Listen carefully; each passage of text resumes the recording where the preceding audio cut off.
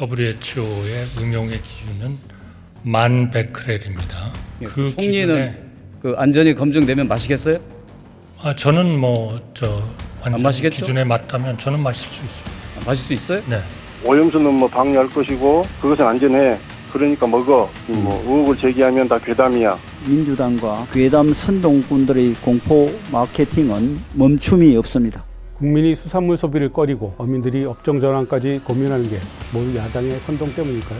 IAEA가 모두 6차례에 걸쳐 발표한 후쿠시마 오염수 보고서를 집중 해부해보니 검증이 아니라 족집게 컨설팅이었다는 보도도 나왔습니다. 일본 정부가 어떤 형태로든 오염수를 일본 내에 두지 않으려는 진짜 이유가 이것일 수도 있습니다. IAEA가 문제없다 한다는 것을 뭘 의미합니까? 일본 해양 생태계는 문제없다는 걸 전제하는 거죠.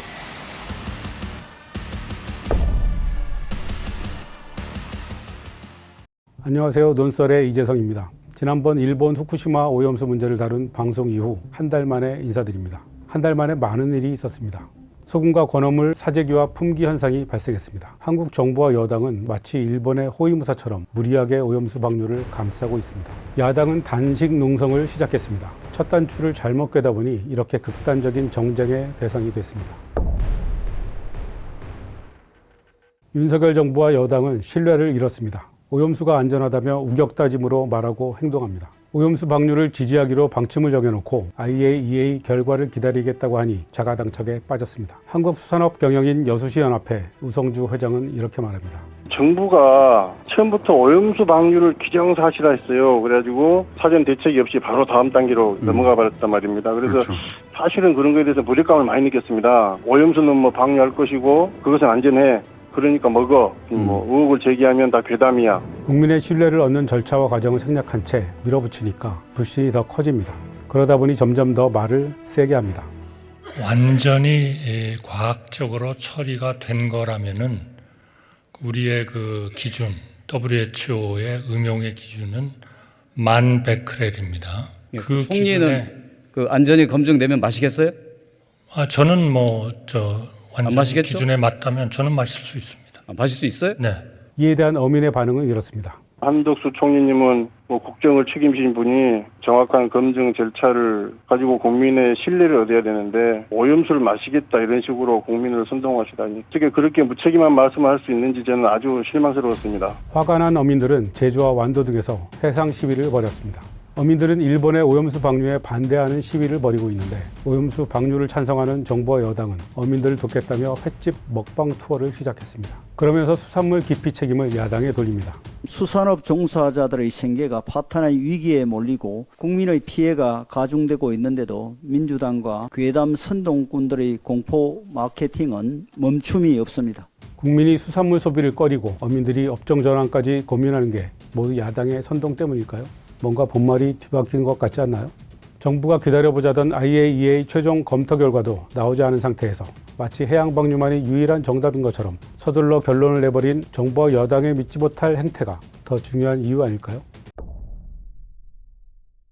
해양 방류로 답을 정해놓고 일사천리로 일을 진행해온 것은 일본과 국제원자력기구 IAEA도 마찬가지입니다. 특히 IAEA는 폭발사고 4년 만인 2015년부터 후쿠시마 원전 오염수의 해양 방류를 권고했습니다. 2018년 11월 13일에는 IAEA 전문가 그룹이 5가지의 오염수 방출안을 제시하면서 일본 정부에 빨리 결정하라고 체근합니다. 일본 정부는 2020년 2월 10일 알프스 소위원회 보고서를 포함한 오염수 처리 방안에 대해 IAEA의 검토를 요청합니다. 비용이 적게 드는 차례로 해양 방출, 수증기 방출, 수소 방출, 지하매설, 지층 주입입니다. 지층 주입은 오염수를 2,500m 땅속에 주입하는 것이고 지하매설은 시멘트와 섞어 땅 밑에 묻는 겁니다. 수소 방출은 전기 분해를 거쳐 기화시키는 방안입니다. IAEA는 이 3가지 방안이 규제나 기술, 시간적으로 문제가 많으므로 해양 방출과 수증기 방출이 가장 현실적인 옵션이라고 답합니다. 수증기 방출은 오염수를 끓여서 수증기로 날려버리는 것입니다. 비용이 가장 적게 드는 방안 2가지를 추천한 겁니다. 하지만 이 5가지 방안만 있는 게 아닙니다. 태평양 도서국 포럼 과학자 패널 소속인 페랭 달로키베레스 미국 미들베리 국제대학원 교수는 이렇게 말합니다. 삼중수소가 콘크리트에 흡수되면 축적이 거의 되지 않는다. 그래서 사람의 접촉이 거의 없는 교량과 같은 곳에 사용하는 것을 제한한다. 오염수를 시멘트 모래와 함께 모르타르 고체화해서 콘크리트 탱크 안에 부어 영구 처분하는 방안도 있습니다. 미국 정부가 1950년대 서베너강에 지은 핵시설이 택한 방법입니다. 아니면 가장 단순하게 지금 후쿠시마에서 하고 있는 것처럼 저장 탱크를 늘려 보관할 수도 있습니다. 이 모든 방안을 마다하고 굳이 해양 방출을 하겠다는 겁니다. 가장 싸고 또 흔적이 남지 않는 방법이기 때문입니다. 경제대국 일본의 선택이라고 하기엔 너무 이기적이고 치사하지 않습니까? 일본의 입헌민주당 등 야당도 まだ若干のでありますが余裕があること、そして隣接地も含めてですね、さらに用地を確保して 해양 방류 이외의 방법을 찾자고 말하고 있습니다. 그런데 한국 정부와 여당은 마치 해양 방출만이 유일한 방법인 것처럼 호도합니다. 대체 어느 나라 정부와 여당입니까? At Japan's request, the IAEA stands ready to provide technical support. Controlled water discharges into the sea are routinely used by operational nuclear power plants in the world and in the region. 일본 기시다 후미오 총리는 7월 4일 IAEA 사무총장 라파엘 그로시를 만날 예정입니다. 이 자리에서 오염수 해양 방출에 대한 IAEA 최종 보고서를 전달받을 전망이라고 합니다. 일본 언론은 구체적인 방류 시점을 기시다 총리가 결단하게 될 것이라며 마치 고독하고 위대한 영웅적 결단이라도 하는 것처럼 분위기를 조성하고 있습니다. 하지만 우리는 모두 알고 있습니다. 일본 정부와 IAEA는 서로 밀어주고 끌어주며 해양 방류를 향해 달려왔다는 사실을 말이죠. IAEA가 모두 6차례에 걸쳐 발표한 후쿠시마 오염수 보고서를 집중 해부해보니 검진이 아니라 족집게 컨설팅이었다는 보도도 나왔습니다. 현재까지 후쿠시마 저장 탱크에 쌓여있는 오염수는 137만 톤입니다. 일본 정부는 이 137만 톤을 30년에 걸쳐서 정화하고 희석해서 바다에 버리겠다고 합니다. 이 137만 톤은 2011년부터 지금까지 12년 동안 발생한 오염수입니다. 오염수는 지금도 매일 발생하고 있습니다. 137만 톤의 오염수를 바다에 버리고 있는 동안 최소한 그 2배 이상의 오염수가 또 나옵니다. 그것도 일본의 계획대로 30년 뒤에 폐로가 완료될 때 얘기입니다. 하지만 이번 세기 안에 폐로가 어려울 수 있다고 말하는 전문가도 있습니다.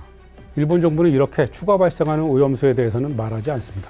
일본 정부가 어떤 형태로든 오염수를 일본 내에 두지 않으려는 진짜 이유가 이것일 수도 있습니다. 앞으로 언제까지 얼마나 많은 오염수가 나올지 모르기 때문입니다. 일본 정부는 알프스 장치로 삼중수소를 제외한 거의 모든 핵종이 걸러진다고 밝혔지만 탄소 14도 걸러지지 않는다는 사실이 뒤늦게 드러났죠. 그런데 나머지 핵종도 한 번에 걸러지는 게 아닙니다. 2020년 일본이 발표한 자료에 의하면 현재 용지에 있는 오염수 저장 탱크의 30% 정도만 방사성 핵종이 법정 허용치 이하로 유지되고 있을 뿐 나머지 70%의 탱크에는 많게는 법적 허용치의 5에서 100배 정도 높은 방사성 핵종이 발견된 적도 있었습니다. 정화장치를 거쳤는데도 스트론튬 902 기준치의 1만 4,000배까지 검출됐다는 보고도 있었습니다. 게다가 알프스는 수시로 고장납니다. 스트론튬 90은 죽음의 죄로 불리는 독성 물질로 동식물이 섭취할 경우 배출되지 않고 쌓이면서 먹이사슬의 최상위에 있는 인간에게 영향을 미칩니다. 칼슘과 화학적 성질이 비슷해서 뼈에 축적되는데 고수암이나 백혈병을 일으킬 수 있습니다. 후쿠시마 오염수의 실체에 대한 가장 과학적인 진단은 모른다입니다. 일본 정부도 그렇게 밝히고 있습니다. 일본이 올해 2월 내놓은 처리수 환경영향평가 보고서는 다핵종 제거 설비를 이용해 1차 처리를 한 뒤에도 오염수에 어떠한 핵종이 있는지 정확히 모른다. 대신 2차 처리를 한 뒤 해양 방출 전에 30개의 핵종에 대해서만 검사를 할 뿐입니다. 원래 64개이던 것을 30개로 줄여서 검사하는 것입니다. 지금까지 일본은 핵연료봉에 노출된 오염수에 어떤 핵종이 들어있는지 전모를 밝힌 적이 없습니다. 일본도 잘 모르는 걸 한국 정부와 여당은 무슨 자신감으로 저렇게 안전하다고 강변하는 걸까요?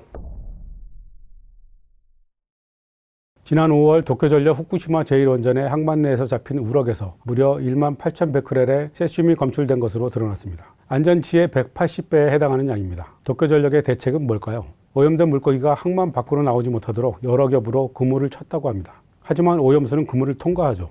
물고기만 먹으면 세슘도 막아지나요? 치명적 독성을 가진 세슘 137에 노출되면 암에 걸릴 위험성이 크고 유전장애의 원인이 되기도 합니다. 4월엔 같은 곳에서 쥐 노래미가 잡혔는데 1200베크렐의 세슘이 검출된 적이 있습니다. 세슘이나 스트론튬은 무거운 성질이라 바다에서도 바닥에 쌓이거나 심층수에 섞입니다. 일본 주장대로 기준치 이하로 걸러서 내보낸다고 하더라도 해저에 쌓일 수 있습니다. 지금 한국에서는 표층수만을 주목하고 있는데 표층수와 심층수는 해류 이동 경로가 다르다고 합니다. 과거 박근혜 정부는 일본의 심층수와 해저토를 따로 조사하자고 요구하기도 했었습니다. 그런데 일본이 반대해서 없던 일이 됐습니다. 우리나라는 세계에서 수산물을 가장 많이 먹는 나라입니다. 세계적인 수산대국 노르웨이나 일본보다도 많이 먹습니다. 회로 먹고 구워 먹고 졸여서 먹고 찌개도 끓입니다. 그래서 더 불안해하는 겁니다. 후쿠시마 원전 폭발 사고 2년 뒤인 2013년 당시 박근혜 정부는 일본산 식품의 방사능 괴담 유포자를 처벌하겠다고 발표했다가 여론의 강력한 반발에 직면합니다. 그리고 얼마 뒤 후쿠시마 해안을 비롯한 인근 8개 현의 수산물 수입을 금지합니다. 정부가 알아서 수입을 금지한 게 아니라 여론에 떠밀려 어쩔 수 없이 한 겁니다. 그러자 일본이 세계무역기구 WTO에 제소합니다. 1심에선 한국이 졌습니다. 당시 미국이 WTO에 의견서를 제출했는데 한국의 주장은 실패해야 한다는 문구가 들어있을 정도로 노골적으로 일본 편을 들었습니다. 그런데도 한국은 2019년 기적적으로 2심에서 이깁니다. 1심에선 한국이 후쿠시마산 식품의 위험성을 문제 삼았으나 이를 뒷받침할 증거가 부족해서 패소했는데 2심에선 식품이 나온 장소의 위험성으로 전략을 수정한 것이 주요했습니다. 후쿠시마 지역이 오염돼서 위험하기 때문에 후쿠시마산 식품도 안전하지 않을 수 있고 국산 식품에도 이런 문제가 생기면 동일한 대처를 했을 것이라는 논리를 전개해서 일본 수산물에 대한 차별 우려를 해소한 겁니다. 후쿠시마라는 장소의 안전성 여부가 수산물 수입 금지 논리의 핵심이 된 것입니다. 그런데 한국 정부가 후쿠시마 앞바다의 오염수를 방류해도 괜찮다고 말하면 어떻게 될까요? 앞으로 후쿠시마라는 장소는 안전한 곳이 되고 후쿠시마 수산물도 안전한 식품이 되는 것입니다. 윤석열 정부와 여당은 오염수 방류 허용과 수산물 수입이 별개라고 주장하지만 전혀 별개가 아닌 이유입니다. 국제통상 전문가인 송기호 변호사는 이렇게 말합니다. 한국 정부가 일본의 원전 오염수 방출에 동의한다는 의미는 무엇인가? 후쿠시마 바다는 방사능 위험에서 안전하다는 결론을 내린 일본의 보고서를 받아들이겠다는 것이다. 이는 후쿠시마 바다의 방사능 위험성을 근거로 한 후쿠시마 수산물 수입 금지와 양립할 수 없다. 오염수 방출은 동의하지만 수산물 수입 금지는 하지 않겠다는 것은 과학이 아니다. 그것은 일본에 때를 쓰듯이 좀 봐달라며 수산물 수입 금지를 하겠다는 것과 다르지 않다. 오염수 방류를 허용하면 후쿠시마 수산물 수입 금지 논리가 무너진다는 얘기입니다. 정부는 이제라도 오염수 방류에 대한 입장을 바꿔야 합니다. 국민의 생명과 안전은 정쟁의 대상이 아닙니다. 박광원 민주당 원내대표가 후쿠시마 오염수 해양 투기를 최소 6개월 보류할 것을 일본에 요구하라고 정부 여당에 제안했습니다.